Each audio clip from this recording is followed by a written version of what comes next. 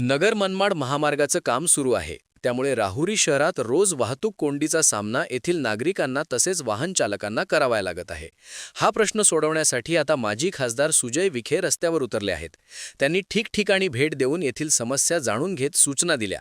वाहतूक नियमनासाठी पोलिसांकडे मनुष्यबळ कमी असेल तर होमगार्ड कामाला लावा, खर्च मी करतो असे ते म्हणाले। वाहतूक कोंडीचा आढावा घेत विखे यांनी यातून मार्ग काढण्यासाठी तेथील नागरिक, व्यावसायिक, वाहतूकदार आणि पदाधिकाऱ्यांशी संवाद साधला। त्यांच्या अडचणी समजावून घेत प्रशासन व पोलीस यंत्रणा यांना अडचणींबाबत स्पष्ट सूचना दिल्या। निवडून आलेले काम करत नसेल तर पडलेल्यांनाच रस्त्यावर उतरून काम करावं लागेल, अशी प्रतिक्रिया सुजय विखे यांनी यावेळी बोलताना व्यक्त केली। हे अत्यंत दुर्दैवी आहे की आंदोलनाची भूमिका घेणं आणि आंदोलन पुकारणं या पलीकडे जाऊन कुठल्याही लोकप्रतिनिधींनी फील्डवर येऊन ट्रॅफिक डायव्हर्जन झालं कसं पाहिजे, ट्रॅफिक डायव्हर्जन मध्ये कुठं चूक होते का, कोणीच पाहायला तयार नाही। कोणाला तरी उतरावं लागेल। त्याच वेळ माझ्यावाली मी जरा नगरपालिकेच्या महानगरपालिकेच्या प्रचारामध्ये व्यस्त होतो आणि मग आता आज जेव्हा मी घरी चाललो होतो लोणीला, तेव्हा मी विचारला हा प्रश्न, का एवढी जाम लागू राहिली रोज राहुरीमध्ये? तर ते काही खड्डं पडलं होतं, ते बुजवलं नव्हतं, तेव्हा JCB बोलवला, रोलर बोलवला, तर खड्डे बुजवला, तर ट्रॅफिक सुरळीत चालू झाली। ट्रॅफिक डायव्हर्जन कशी केली पाहिजे, डायव्हर्ट केल्यानंतर होमगार्डची आवश्यकता आहे, होमगार्डची उपलब्धता नाही, कोणी कोणाला ऐकायला तयार नाही, जो तो आपल्या मनमानीने पुढे गाडी घालतो, अशी शिस्त लागू शकत नाही।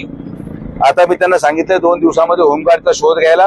होमगार्डच्या पगाराला जर पैसे नसतील तर मी व्यक्तिगत 5-6 लाख रुपये खर्च करतो पगारावर आणि लोकांना त्या होमगार्डचं ऐकावं लागेल। ट्रॅफिक डायव्हर्जन जर व्यवस्थित करण्यात आलं तर ट्रॅफिक जाम होणार नाही, रस्ता होऊ राहिला, डोळ्यापुढे होऊ राहिलं, डांबर पडून राहिलं, रस्त्याची गती आहे, पण लोकांची गैरसोय न होता रस्ता होणं हे पण तितकंच गरजेचं आहे। तर तीच भूमिका माझी आहे। आता आम्ही जमिनीवर उतरलेलो आहोत, फील्ड उतरलेलो आहोत। कधी कधी काय असतं, आपण लोकांना संधी देतो पहिलं काम करायची, ज्याला लोकांनी निवडून दिले अपेक्षेने त्यांनी काम करणं अपेक्षित आहे। आता निवडून आलेला माणूस करत नसेल तर पडलेल्या माणसाला काहीतरी करावं लागेल, म्हणून मी लागलोय कामाला। तर राहुरीची जनतेला विनंती आहे की थोडं संयमाने घ्या सगळ्यांनी। जे होमगार्ड आपल्याला ट्रॅफिक डायव्हर्जन देणार आहे त्या ट्रॅफिक डायव्हर्जनच्या अनुसार आपण गाडी वाहतूक सुरळीत करावी।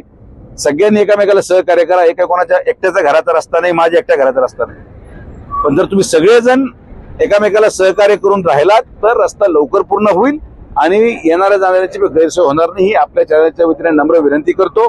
राहुरीचं सदैव प्रेम हे आमच्या परिवारावर राहिलेलं आहे आणि म्हणून त्या विश्वासाने मी सांगतो की राहुरीची जनता माझं ऐकेल आणि सगळ्या ठेकेदारांना सहकार्य करून आपल्याला पुढे जावं लागेल। धन्यवाद।